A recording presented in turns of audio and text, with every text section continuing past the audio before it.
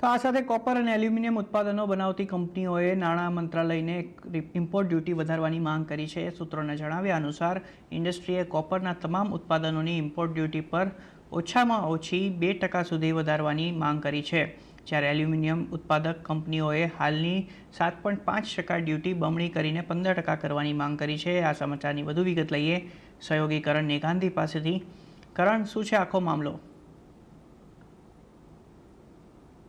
જી, તો અત્યારે જે મેટલ્સ પરની ઇમ્પોર્ટ ડ્યુટી છે તેનાથી ઇન્ડસ્ટ્રી જે છે તે ખૂબ જ કન્સર્નમાં લાગી રહી છે. તો ખાસ કરીને કોપર અને એલ્યુમિનિયમના જે ઉત્પાદનો બનાવતી જે કંપનીઝ છે, ઇન્ડસ્ટ્રી છે આખી, તેમણે આ જે ઇમ્પોર્ટ ડ્યુટી છે તે અંગે ખૂબ જ મોટી ચિંતા વ્યક્ત કરી છે. નાણાં મંત્રાલય સાથેની મિટિંગમાં તેમણે આ ચિંતા વ્યક્ત કરી હોવાની વાત સામે આવી છે અને તેમણે નાણાં મંત્રાલયને વિનંતી પણ કરી છે કે જે ઇમ્પોર્ટ ડ્યુટી છે તેને વધારવામાં આવે.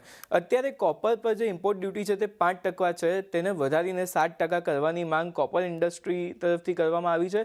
જ્યારે એલ્યુમિનિયમ પર હાલ જે ઇમ્પોર્ટ ડ્યુટી 7.5%ની છે તેને વધારીને 15% કરવામાં આવે એવી પણ માંગ જે છે તે ઇન્ડસ્ટ્રી તરફથી બનતી દેખાઈ રહી છે. સાથે જ ઇન્ડસ્ટ્રીએ નાણાં મંત્રાલય સાથે જે આ બેઠક કરી હતી તેમાં આ તમામ માંગણીઓ મૂકી છે.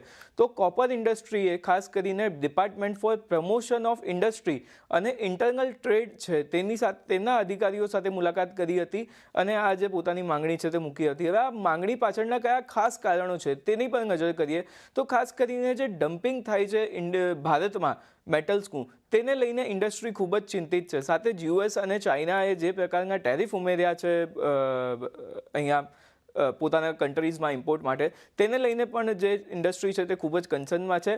માટે જ ભારત સૌથી સસ્તો દેશ બની જાય છે આયાત માટે અને પૂરો જે માલ છે તે ડમ્પ કરવા માટે. એટલે આનાથી જે ઇન્ડસ્ટ્રી છે તે ખૂબ જ ચિંતિત છે અને પોતાના હિતોનું રક્ષણ કરવા માટે તેમણે આ માંગ જે છે તે સરકાર પાસે મૂકી છે. હવે સરકાર આના પર શું સ્ટેપ લે છે તે આપણે જોવું રહ્યું. જી,